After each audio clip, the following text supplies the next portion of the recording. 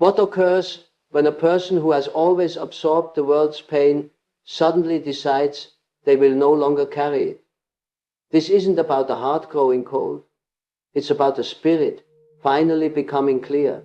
The pioneering psychologist Carl Jung wrote about a profound shift, a kind of psychic rebellion that many are afraid to acknowledge. It begins not with an outburst, but with a deep internal quiet.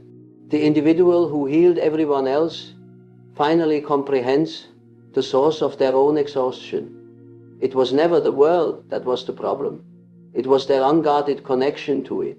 And in that realization, a new power is born. You've likely been told your entire life that your depth of feeling is a liability, that to be so perceptive is to be fragile. But Jung's work suggests the opposite. Your sensitivity is not a flaw. It is a sophisticated form of intelligence. You experience reality in full color, while others are content with shades of gray.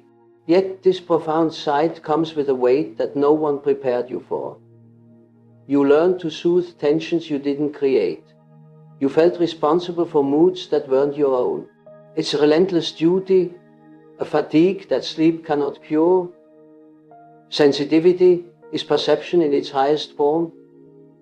But this isn't weakness. This is a conditioning. Somewhere you accepted that your peace was dependent on the peace of others, even if it cost you your own. You mistook compassion for surrender and love for a loss of self, and the world, in its ignorance, praised you for it. They called you the anchor, the peacemaker, never seeing the quiet erosion happening within. That feeling of being shattered isn't a breakdown, it's a breakthrough. Your very foundation is being rebuilt. Each time you felt you were breaking, a more resilient version of you was being forged in the hidden spaces of your soul. Jung named this process individuation, the reclaiming of all the pieces you had to hide. This is when you stop being a servant to your light and learn to wield it. After this internal shift, your perception sharpens into something almost uncanny. While others are lost in conversation, you perceive the unspoken language beneath it. The slight hesitation, the forced smile, the true intention masked by polite words. This isn't anxiety. It's a deep, intuitive understanding. You don't just hear words, you decipher energy. This ability was earned through every painful experience, a wisdom written in the language of feeling. But to see so much and feel powerless to act is its own unique agony. You remain quiet to keep the peace, all while a vast knowledge accumulates within you. This is the burden of the seer, to understand the game but refuse to play. Then comes the catalyst, the event that shatters the last of your old illusions. It often arrives not from an enemy, but from a trusted source, a betrayal of confidence. And in the wreckage, you don't just face their actions, you confront your own self-betrayal. You knew the signs were all there, but you chose love over your own truth. This is the pivotal pain, the fire that burns away your former innocence. Jung believes such crises force a realignment of the self.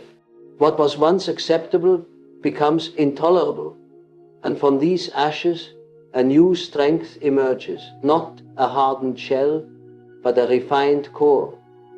The love that once begged for validation now finds its source within.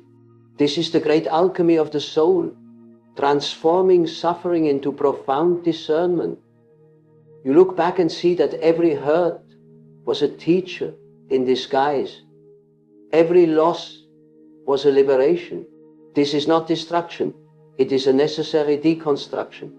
And from it, a new kind of empathy is born, one that is conscious, deliberate, and powerful. What follows is a profound and steady silence. Not the silence of fear, but of absolute lucidity. The empath finally understands a fundamental truth. Not every soul desires healing. And for the first time, there is no reaction, no drama, no pursuit of vengeance, just observation. The anger transforms into precise understanding. Compassion is no longer an automatic reflex. It becomes a conscious choice. Your calm becomes your greatest boundary. This is what Jung described as the integration of the shadow, the embrace of your own formidable power without apology. You realize that boundless compassion without limits is self-annihilation, that a no can be the ultimate act of self-love. Your awareness, once diffused into everyone else's energy, now consolidates into a shield of discernment. You become a living mirror, and people see their own truths reflected in your presence. This unsettles those who are not ready to see themselves. They simply drift away, not by your force, but by the gravity of your stability. You don't become cold, you become centered. Your sensitivity is no longer a storm you are caught in, but a compass you navigate by. This is psychological wholeness. The chaotic individuals who once drained you find no entry point into your world. Your very being is the boundary. You are no longer a sponge for emotional chaos. You are the architect of your own sanctuary. You invest your sacred energy only where it is met with respect. This selective empathy is not selfish, it is wise. Your transformed presence alone becomes a catalyst for change in others. You inspire not by what you say, but by how you stand. You are living proof that pain was not meant to break you, but to build you into someone unshakable. The journey of the empath is not about becoming invulnerable, it is about becoming complete. Your sensitivity was never a curse. It was the very tool you needed to find your way back to yourself. If this message resonates, it's because this transformation is already alive within you. You are not here by accident. Your awakening is underway. To support this channel and help others find this path, please like this video and subscribe to Winds of Thought. In the comments, I want to know, what was the moment your own perspective shifted?